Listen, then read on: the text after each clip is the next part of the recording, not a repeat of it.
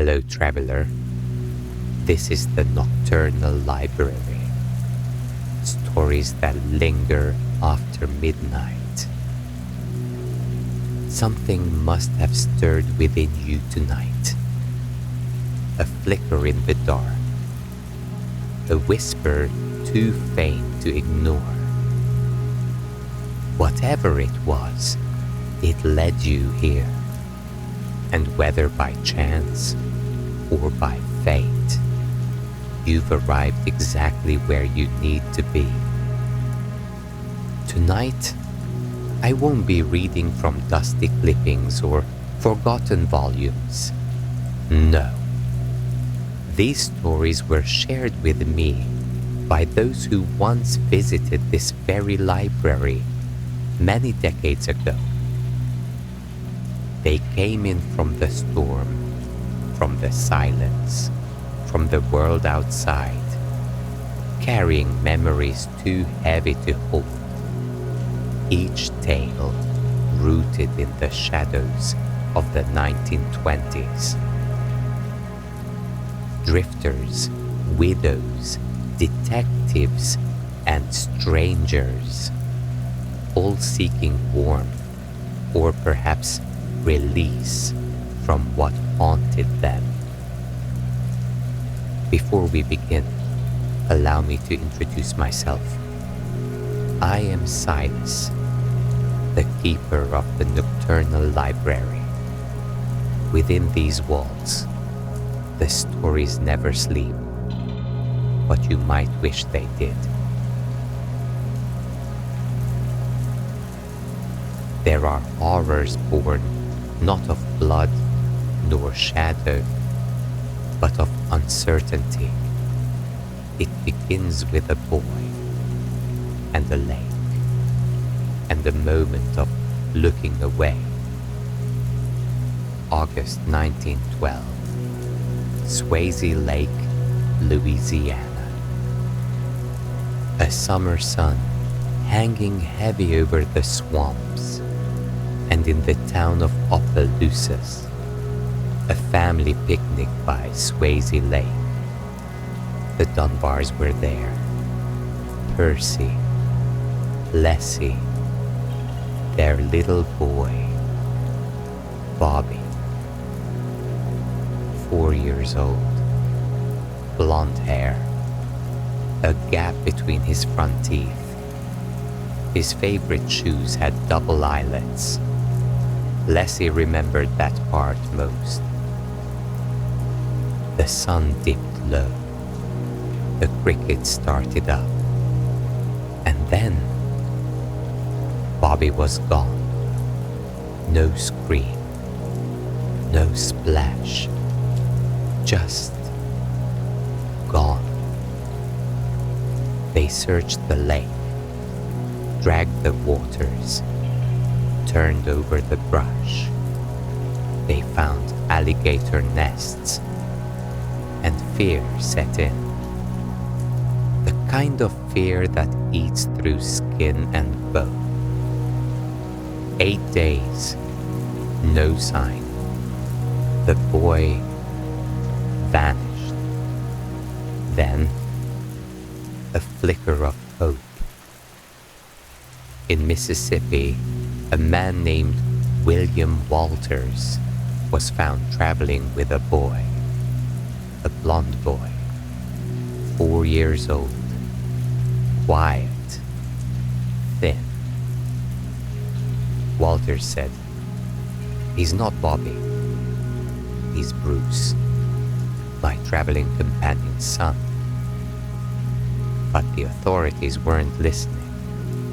They wired the Dunbars. "Come see if this is your boy." Leslie arrived first. She saw the boy, and she wept. "My Bobby," she said. She bathed him, held him, claimed she saw the mole on his neck, the scar on his toe. But Percy had doubts. He said the boy looked unfamiliar. Then, as if coached, the boy cried out, "Mother!" The newspapers printed it. Bobby Dunbar found alive. There were parades, cheers, a town reborn. But in a shack miles away, another mother wept. Her name was Julia Anderson. She said that boy was her son, Bruce. She had let Walters take him for a trip. Just a few days. He never came back. Julia traveled to Louisiana. She was poor, alone. She asked to see the boy. They brought him in. He looked at her, blank, silent, afraid. She said, "Bruce, don't you know Mama?" The boy stared, didn't speak. The crowd turned on her. "A liar," they said. "Just wants attention," they said. And in that moment, the boy became Bobby Dunbar. Years passed. The boy grew up, took the Dunbar name, married, had children. He never questioned who he was. But one day, in the year 2004, his son agreed to a DNA test. They compared Bobby's blood to the Dunbar family line. It didn't match. He wasn't Bobby Dunbar. The real Bobby. No one ever found him. And the boy taken from Julia, he lived his whole life under a name that was never his, raised by strangers, loved by mistake. And no one ever asked him what he remembered. There's something cruel about the silence of memory, and something terrifying in not knowing who you really are. All right, now let's continue our journey to South Africa, 1920s. Possession, faith, and something inhuman. It's not always the dark that frightens us. Sometimes it's what enters the light. This one comes from the archives of a convent in Natal, South Africa, sometime around 1928. Remote, quiet, a place where faith lived loud and secrets whispered louder. And at the center of it, a girl named Clara Germana Cele, 16 years old, orphaned, devout. But something changed. The nuns said it began with dreams. Clara would wake up screaming in a language she never learned. Eyes wide, not in terror, but in recognition, as if something had returned. She said she was being followed by a man with no face, by shadows that moved wrong. They prayed. Oh, they prayed. But it didn't stop. Then the voice came. Not Clara's voice. Deeper, guttural, male. She'd speak Latin fluently, or German, or tongues that no one could identify. Once, a nun heard her whisper a secret from her childhood, something she had never told a soul. That nun collapsed and refused to return to Clara's room. Her strength grew unnatural. She broke metal chains, tore a heavy crucifix from the wall with one hand. 2 priests were called. They didn't want to come. They arrived the next morning with holy water, prayer books, and trembling hands. The moment Father Erasmus entered the room, Clara laughed. Not a giggle, not even a scream. A laugh, like something joyous and ancient and cruel all at once. Then she spoke. I know you, Erasmus. I know what you did in Durban. On the 9th of March, the priest went white. What happened over the next 2 days was never fully written down. They say she levitated over a meter off the bed. They say her body twisted, her mouth foamed, and that her eyes turned pitch black, not rolled back, black. The room stank of sulfur, crosses turned upside down. The walls bled condensation, thick and red. She is ours, the voice said. She let us in. And Clara, the real Clara, cried through it, screamed through it, until she couldn't scream anymore.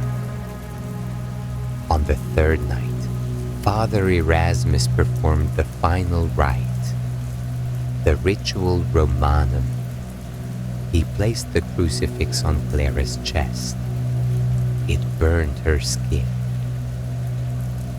She howled, not in pain, but rage. A scream that shook the chapel windows, that drove 3 nuns to faint, 1 to quit the order, and then silence. Just like that. Clara collapsed.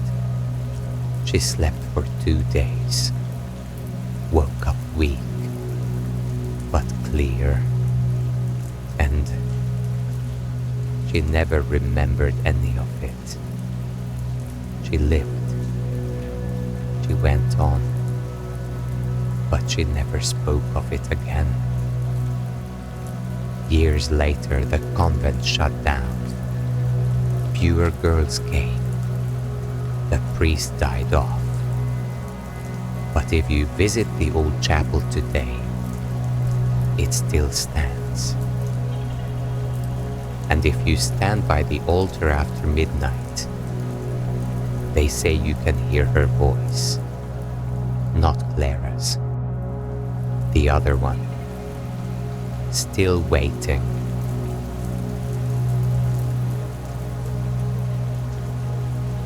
Are you still with me? Good. Because this last one isn't just a ghost story. It's a house story. And some houses don't want to be forgotten. There's a place in New South Wales, Australia, On a rise just beyond Junay, a two-story Victorian home, red brick, laced iron balconies, and an air of aristocracy long decayed. It's called the Monte Cristo Homestead, built in 1885. But the stories that chill the blood, they echo from the 1920s, when things began to change or return. The Crawley family lived there, wealthy, private, gold. When Christopher Crawley died, the matriarch, Elizabeth, locked herself in the upstairs bedroom. For 23 years, she barely left, only dressed in black, only read the Bible. Some say she went mad in that room, and after she died, that's when the sightings began. They say the lights upstairs turn on when the house is empty, no power. That footsteps echo through the hallways when no one is home. Always upstairs. And animals, they won't go near it. Even birds avoid the rooftop. But it gets worse. In the 1920s, a maid fell or was pushed from the balcony. No one spoke of it. Her name disappeared from the records. Visitors today still feel a shove, cold hands on their backs, whispers in their ears if they reach that balcony. And there's the boy, the stable hand, locked in chains in the caretaker's cottage, found dead decades later, curled in a ball, bones misshapen, eyes wide. His ghost has been seen crouching in the corner, always in the dark, always watching. One tourist in 1992 claimed she woke at 3 a.m. in one of the upstairs bedrooms, said she couldn't move. Saw a woman standing by the mirror, black dress, black veil, no face. She tried to scream, but only the mirror screamed back. Of course, skeptics say it's just a tourist trap. Old homes creak, old stories grow. But the current owners, they sleep with crucifixes in every room. They've heard the crying at night, the footsteps, the laughter of children that no longer exist. And when they try to leave town, something always pulls them back. Monte Cristo doesn't want new residents. It wants its old ones. And sometimes it gets them. 3 stories, 3 whispers from the past. A missing child who may not have come home. A girl claimed by something far older than belief. And a house that never truly lets you leave. Some say the 1920s were a simpler time, but perhaps they were just quieter, easier to miss what moved in the dark. If you've made it this far, thank you for staying with me. But before you go, check your windows, just in case someone or something followed you home. Good night, dear visitor, and remember, the Nocturnal Library is always open, especially after midnight.